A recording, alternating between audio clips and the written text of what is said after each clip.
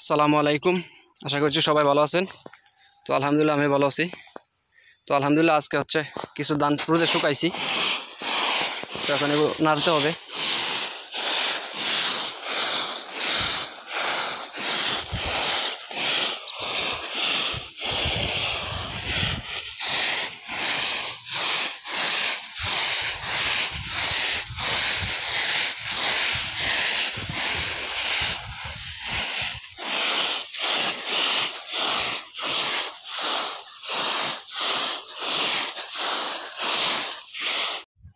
তো আলহামদুলিল্লাহ এখানে এই 3টা তিরপাল নাড়া কমপ্লিট।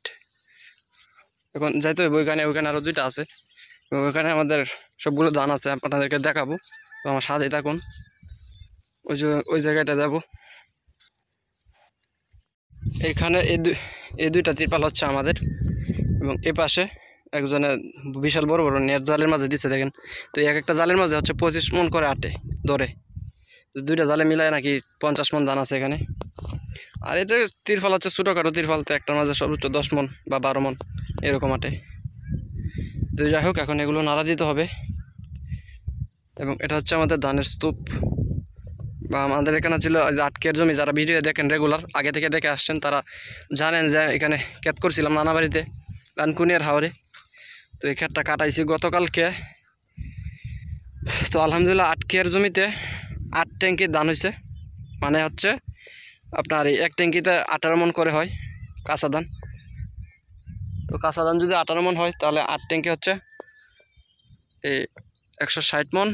তো এখান থেকে 2 মন করে মাইনাস দিলে 16 মন, তো 146 মন এরকম, বা 144 মন।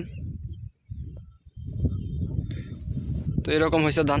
তো আলহামদুলিল্লাহ যাই হোক, এখন ধানগুলো হচ্ছে সব গরম হয়ে গেছে। তো একটু পরে এখানে নিয়ে যাচ্ছি, সাথেই থাকুন। তো আলহামদুলিল্লাহ এই ছিল আমাদের ধানের স্তূপ, এবং এখান থেকে বেশি অর্ধেক ধান নিয়ে গেছি, মানে যে তিরপালে আছে এবং ওইখানে জমানো আছে। তো আলহামদুলিল্লাহ, এবং সমস্যা হচ্ছে এখানে যে ধানগুলো আছে গতকালকে যেহেতু কাটা হয়েছে, সেহেতু এখানে ধানগুলো গরম হয়ে যাচ্ছে বেশি। তো এটা একটা বিরাট সমস্যা। এবং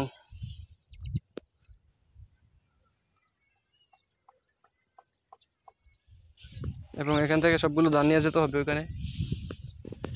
আবার সুরের বইও আছে, রাত্রিবেলা থাকতে হয় এখানে। তো এটা হচ্ছে ডানকুনিয়ার হাওর।